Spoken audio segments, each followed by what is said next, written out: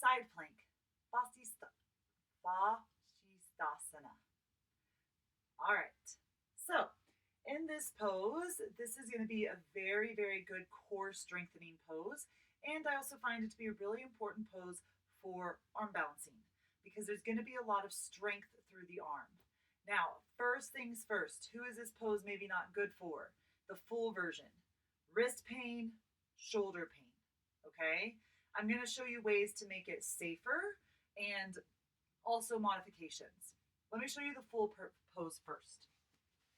So, in the full pose, we often come into this straight from a plank. So you can set yourself up in a plank, bringing your left hand under your face, and then just simply rolling over to the outside edge of your back foot, and then the inside edge, the edges of your feet. So my fingers are still pointed forward, shoulders stay stacked, hips stay nice and stacked, arm comes up. Keep lifting your hips up. And be careful that people aren't collapsing. Be careful that people aren't opening. Those are all what we call release valves. They make it too easy. So keep it difficult. Now, you can keep both feet down for grounding. You can stack both feet. That makes it a little bit harder. You can start to come into a tree pose. You can start to grab your toes.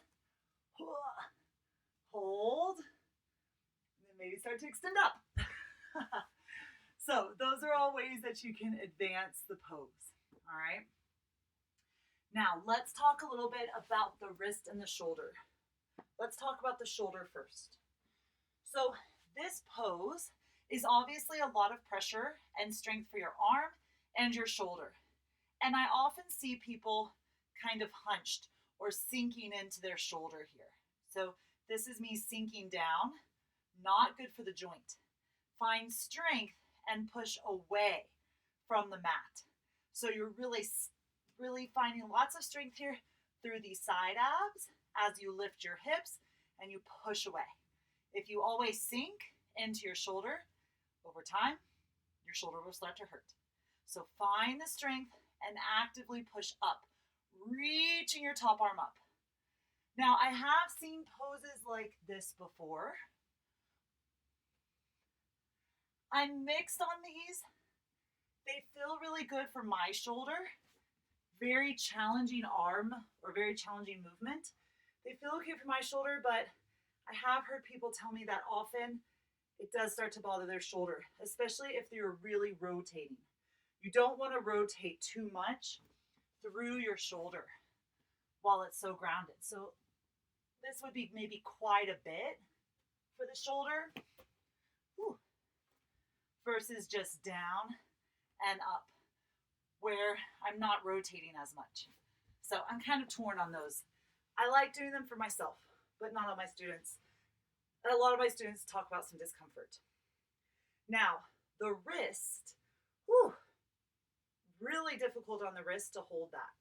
So we can also come down onto our forearm. So I usually start in a sideline position. Actually, you could start in a plank, but if you're going to start in a plank, you're going to want to turn your arms towards each other.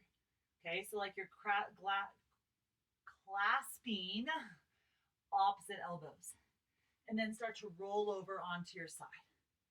Okay, so now my fingers are going forward. All right, and reaching my hips up.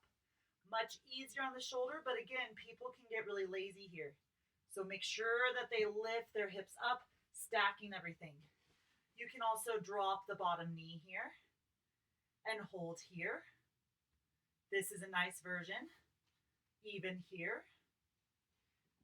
Easiest level is going to be coming into it from all fours. So kickstand the bottom leg, top leg goes back, roll over, lift. So now I have a lot of weight going into my knee, but I can still really work on my core strength here.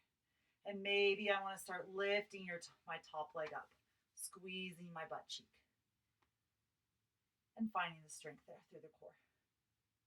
So that is also a really nice movement, a really nice option. So lots of different options. Just be really aware of people's shoulders and wrists. You'll see people shake a lot in this pose. Um, and it's just a really good way to build a lot of strength. If you're going to be doing arm balances, if you really want that to be part of your future, then you must start doing your side planks and you must do your full planks, because that's the way that you can get really strong, especially when you learn to push away and engage through your core. That's going to really help build a lot of that strength.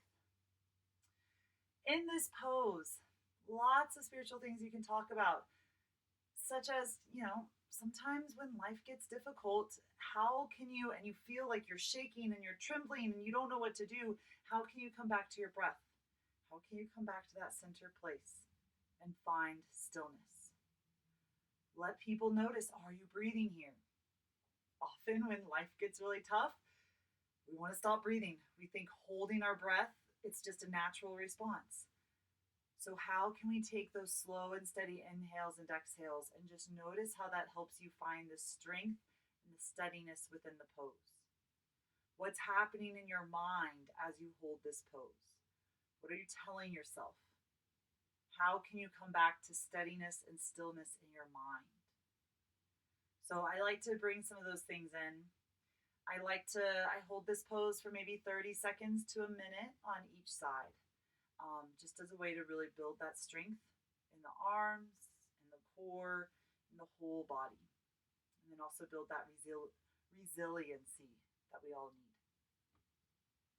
There you go. Enjoy your side plank.